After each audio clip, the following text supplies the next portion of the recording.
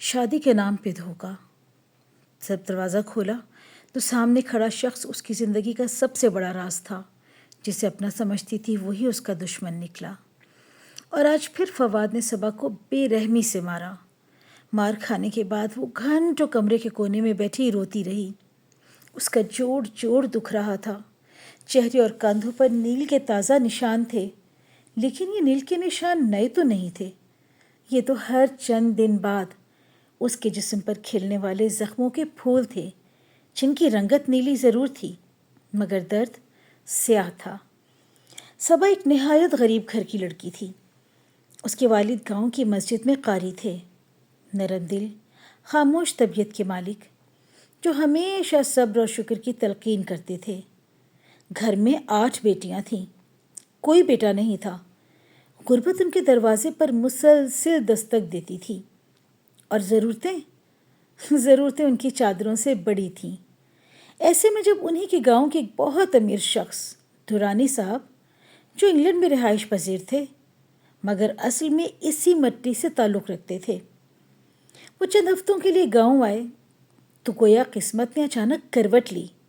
وہ قاری صاحب کے گھر بھی گئے۔ صبا کو دیکھا۔ اس کی سادگی، جھکی جھکی پلکیں اور خاموشی پسند آئی، اور چند ہی دنوں میں اپنے بیٹے فواد کے لیے رشتہ ڈال دیا۔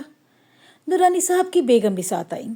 بڑی محبت اور چاؤ سے صبا کو انگوٹھی پہنائی، اس کے ہاتھوں پر ڈھیروں پیسے رکھے، اور جاتے ہوئے کہا کہ اب یہ ہماری امانت ہے۔ گھر کی تو فضا ہی بدل گئی۔ بہنیں صبا کے گرد بیٹھ کر اس کی قسمت پہ رشک کرنے لگیں۔ ہمیں بھول نہ جانا، ہمیں بھی انگلینڈ بلانا، تحفے بھیجنا، وہاں کی تصویریں دکھانا۔ کوئی کہتی اب تو تم انگریزی بولنے لگو گی، سال بعد آیا کرو گی، اور تمہارے پاس ڈھیروں پیسے ہوں گے۔ ماں بیٹی کو دیکھ دیکھ کے نہال ہو رہی تھی۔ باپ مطمئن تھا کہ شاید اس کی بیٹیوں کی تقدیر بدلنے کا وقت آ گیا ہے۔ صبا کو فواد کی تصویر دکھائی گئی۔ ایک انتہائی ہینڈسم سا نوجوان، صاف ستھرا، باوقار، مسکراہٹ والا۔ صبا نے اسی تصویر کو دل میں بسا لیا۔ وہ روز جاگتی آنکھوں سے خواب دیکھنے لگی۔ ایک خوبصورت گھر، محبت کرنے والا شوہر، انگلینڈ کی سڑکیں، نئی زندگی۔ پھر ایک دن دورانی صاحب کی کال آئی کہ نکاح آن لائن ہوگا، ویزا، ٹکٹ، پاسپورٹ، سب کا انتظام وہ خود کریں گے۔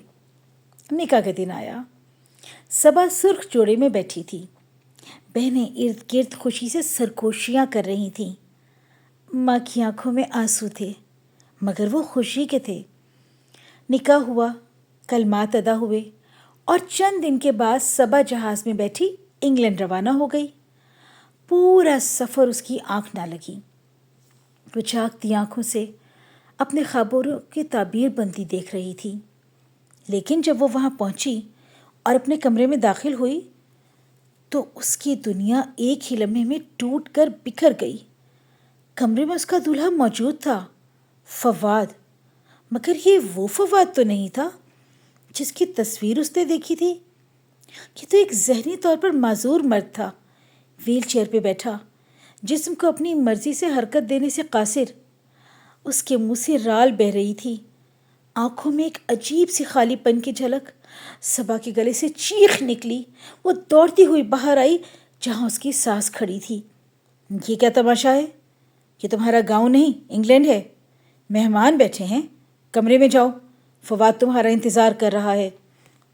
صبا ہچکیوں میں ڈوبی ہوئی بولی، آنٹی میرے کمرے میں ایک پاگل لڑکا ہے، وہ ویل چیئر پر، مجھے ڈر لگ رہا ہے۔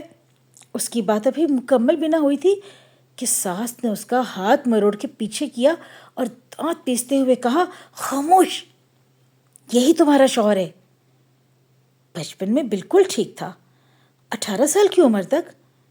پھر اس کی ذہنی حالت بگڑ گئی، جسمانی طور پر بھی معذور ہوتا گیا۔ ڈاکٹروں نے کہا شادی کر دو، شاید ٹھیک ہو جائے۔ تم اسی لیے یہاں آئی ہو، جاؤ کمرے میں جاؤ۔ یہ سن کر صبا کے پیروں تلے زمین نکل گئی۔ جس تصویر کو اس نے سینے سے لگایا تھا وہ صرف 18 سال کی عمر تک کی سچائی تھی۔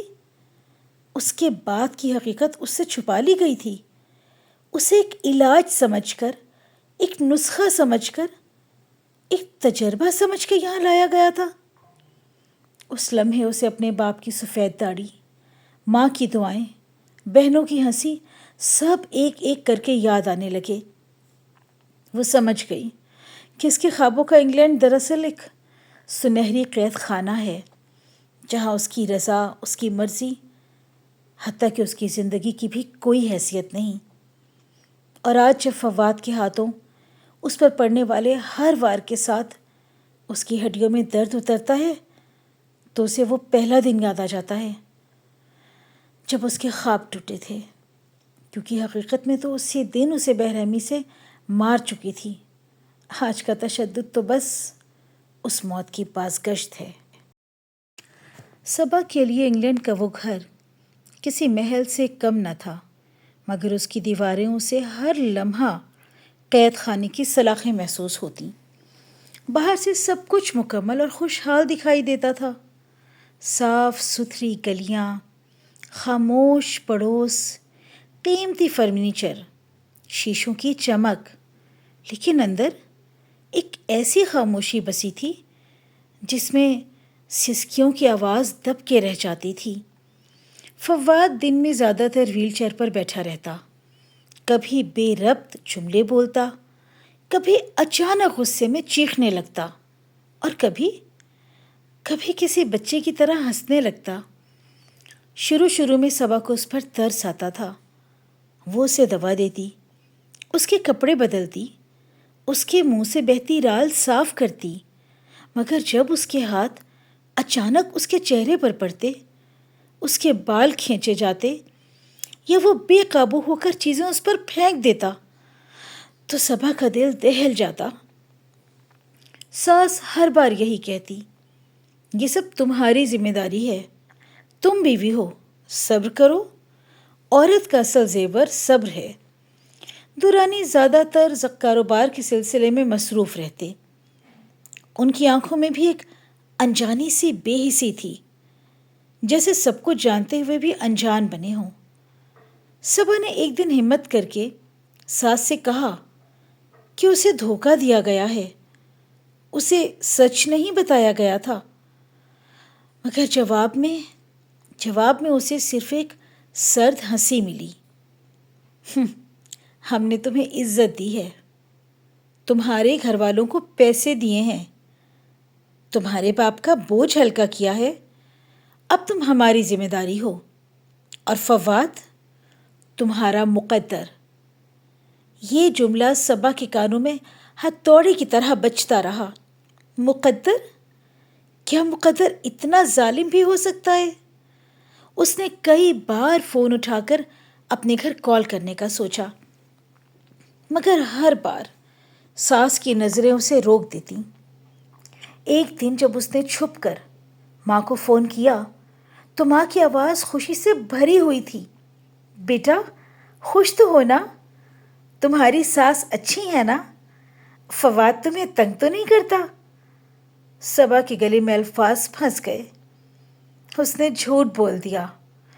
میں بہت خوش ہوں اماں، آپ فکر نہ کریں. اسے معلوم تھا کہ اگر وہ سچ بتا دے تو اس کے باپ کا دل ٹوٹ جائے گا، بہنوں کے خواب بکھر جائیں گے، اور شاید لوگ یہی کہیں گے کہ لڑکی ہی میں کوئی کمی ہوگی جو اتنے امیر گھر میں بھی خوش نہ رہ سکی. دن گزرتے گئے اور صبا کو احساس ہونے لگا کہ اسے صرف فواد کی دیکھ بھال کے لیے نہیں لایا گیا، بلکہ اس سے ایک اور امید بھی وابستہ تھی، اولاد کی. ساس اکثر اشاروں کنائیوں میں کہتی، ڈاکٹروں نے کہا ہے شادی کے بعد سب ٹھیک ہو جائے گا، ہمیں تو وہی اپنے پوتے کی خوشخبری سناؤ، سب ٹھیک ہو جائے گا. صبا کا دل کانپ اٹھتا. ایک ذہنی اور جسمانی طور پر معذور مرد سے وہ کیسی زندگی کی توقع رکھیں؟ مگر اس کی مرضی کی تو کسی کو پرواہ نہ تھی. راتوں کا جب وہ بستر پہ لیٹتی تو اسے اپنا گاؤں یاد آتا، کچی گلیاں، مسجد کی اذانیں، بہنوں کی ہنسی، ماں کے ہاتھ کی روٹی کی خوشبو، یہاں ہر چیز قیمتی تھی، مگر محبت سستی اور سچائی نایاب۔ ایک شام فواد کو اچانک شدید دورہ پڑا۔ وہ چیخنے لگا، چیزیں الٹنے پلٹنے لگا اور صبا کو دھکا دے کر زمین پہ گرا دیا۔ اس کے سر سے خون بہنے لگا، مگر ساس نے پہلے فواد کو سنبھالا، صبا کو نہیں۔ اس لمحے صبا کو پہلی بار شدت سے محسوس ہوا کہ وہ اس گھر میں انسان نہیں ہے، صرف ایک ضرورت ہے، ایک تجربہ، ایک سہارا، ایک ممکنہ علاج۔ اس رات وہ دیر تک جاگتی رہی، آئینے میں اپنے چہرے پر پڑے نیل دیکھتی رہی اور سوچتی رہی، کیا یہی وہ خواب تھے جن کے لیے وہ جہاز میں بیٹھی تھی؟ کیا یہی وہ زندگی تھی جس پر اس کی بہنیں رشک کرتی تھیں؟ اس کے دل میں ایک سوال انگڑائی لینے لگا تھا۔ اگر یہ سب ایک جھوٹ تھا تو اس جھوٹ کے پیچھے اصل سچ کیا ہے؟ اور کیا وہ کبھی سچ کو پہنچ پائے گی یا اس سنہری قید میں گھٹ گھٹ کر مر جائے گی؟ اس رات کے بعد صبا کے اندر کچھ ٹوٹنے کے بجائے بدلنے لگا۔ وہ پہلے کی طرح صرف رونے والی سہمی ہوئی لڑکی نہیں رہی تھی، اب اس کی آنکھوں میں خوف کے ساتھ ساتھ سوال بھی تھے۔ اسے بار بار یہ بات کھائی جا رہی تھی کہ اگر سب کچھ اتنا ہی سیدھا تھا تو اسے سچ کیوں نہیں بتایا گیا؟ کیوں اس کے ماں باپ کو اندھیرے میں رکھا گیا؟ کیوں اسے صرف ایک علاج سمجھ کے یہاں پہ لایا گیا؟ انہی سوالوں کے ساتھ ایک دن جب ساس اور دورانی صاحب کی دعوت میں گئے ہوئے تھے اور فواد اپنی دوا کے اثر سے گہری نیند میں تھا، صبا ہمت کر کے نیچے والے اسٹڈی روم میں چلی گئی۔ وہ کمرہ ہمیشہ بند رہتا تھا، مگر اس دن دروازہ پوری طرح لاک نہیں ہوا تھا۔ اندر فائلوں کی الماریاں تھیں، درازیں تھیں اور میز پر کچھ میڈیکل رپورٹس بکھری پڑی تھیں۔ صبا کا دل زور زور سے دھڑکنے لگا۔ اس نے کانپتے ہاتھوں سے ایک فائل کھولی، اس پر فواد کا نام لکھا تھا۔ اندر ڈاکٹرز کی تفصیلی رپورٹس تھیں، انگریزی کے مشکل الفاظ وہ پوری طرح سمجھ نہیں پائی، مگر چند جملے صاف تھے: permanent neurological damage, no significant recovery expected, marriage unlikely to reverse condition. Saba کی آنکھیں پھیل گئیں۔ تو یہ سب جھوٹ تھا؟ ڈاکٹروں نے کبھی یہ نہیں کہا تھا کہ شادی سے وہ ٹھیک ہو جائے گا؟ پھر یہ ڈرامہ کیوں رچایا گیا؟ اسی فائل میں ایک اور کاغذ تھا، ایک قانونی مشورے کی کاپی، جس میں لکھا تھا کہ اگر فواد کی ذہنی حالت مزید بگڑ جائے تو جائیداد اور کاروبار کے کچھ حصے بیوی کے نام کیے جا سکتے ہیں تاکہ قانونی پیچیدگیاں کم ہوں۔ صبا کے ذہن میں جیسے بجلی گوندی۔ کیا اسے صرف ایک وارث پیدا کرنے کے لیے لایا گیا تھا یا اسے آئندہ کسی قانونی کھیل کا مہرہ بننا تھا؟ اس کے ہاتھ کانپنے لگے۔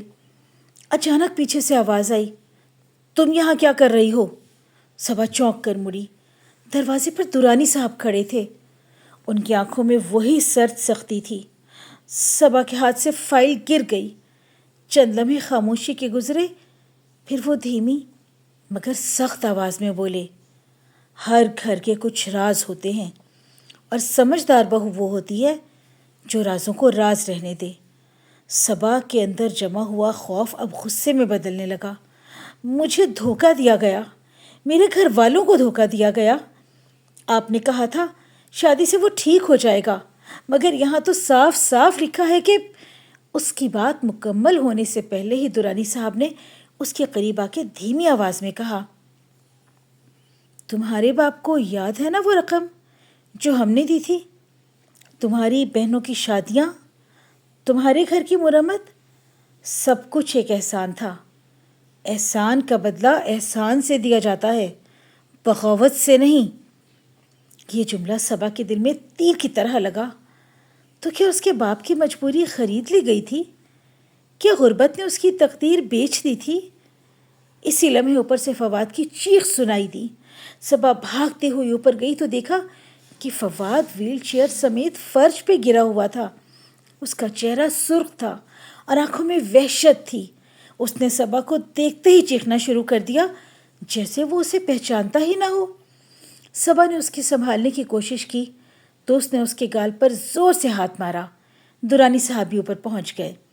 انہوں نے پہلی بار فواد کو جھنجھوڑ کے زور سے ڈانٹا اور اس لمحے صبا نے فواد کی آنکھوں میں ایک عجیب سا خوف دیکھا، جیسے وہ باپ سے ڈرتا ہو۔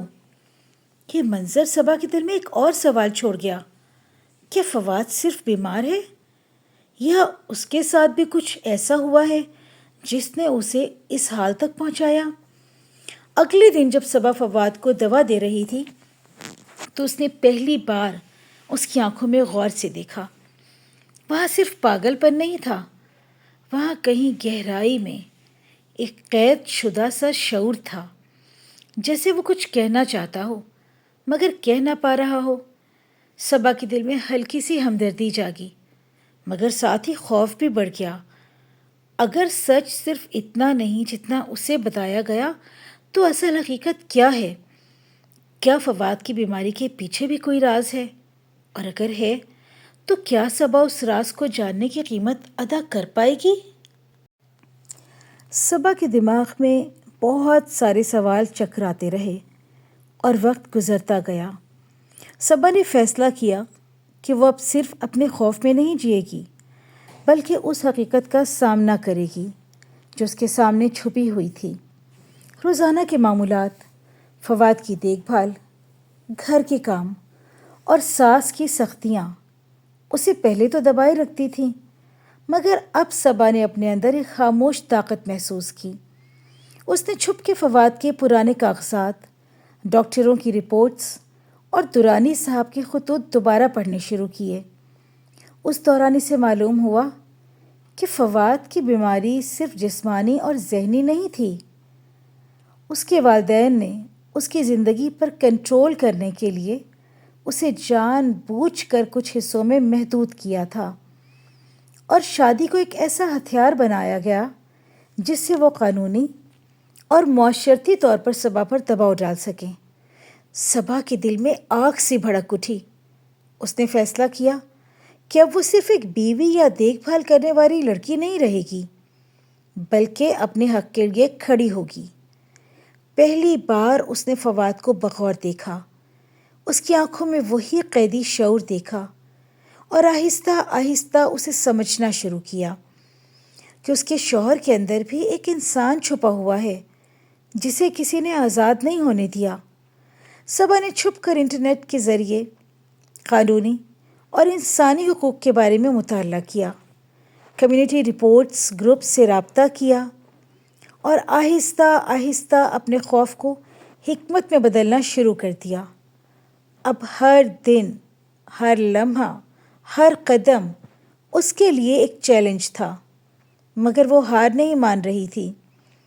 ایک دن جب فواد کا شدید دورہ آیا، صبا نے نہ صرف اسے سنبھالا بلکہ درانی صاحب اور اپنی ساس کے سامنے بھی آواز بلند کی کہ وہ بھی ایک انسان ہے، اس کے جذبات اور حقوق ہیں اور اس کی زندگی صرف ایک علاج یا تجربہ نہیں بلکہ اس کا حق ہے۔ اس دن کے بعد سے گھر کی فضا بدل گئی۔ درانی صاحب خاموش رہے مگر صبا کی پختہ ارادہ دیکھ کر وہ بھی مجبور ہوئے کہ فواد کے لیے حقیقت کو قبول کریں اور صبا کے لیے احترام کا راستہ کھلا۔ اس دن صبا نے پہلی بار محسوس کیا کہ خوف کے باوجود محبت، ہمت اور علم کی طاقت سے کوئی بھی قید کھولی جا سکتی ہے۔ اب صبا صرف ایک بیوی نہیں تھی، ایک محافظ، ایک علم بردار، ایک لڑکی تھی، ایک انسان تھی جو اپنی تقدیر کے لیے سچ کے ساتھ لڑ رہی تھی۔ اور یہ وہ لمحہ تھا جب اس نے فیصلہ کیا کہ چاہے کتنی بھی مشکلات آئیں، چاہے کتنے بھی راز اس کے سامنے آئیں، وہ نہ صرف خود آزاد ہوگی بلکہ فواد کو بھی اس کی انسانی حیثیت کے ساتھ زندہ کرنے کی کوشش کرے گی، تاکہ یہ کہانی صرف درد کی نہیں بلکہ ہمت، جرت اور حق کی فتح کی کہانی بن جائے، تمام لڑکیوں کے لیے ایک مثال بن جائے۔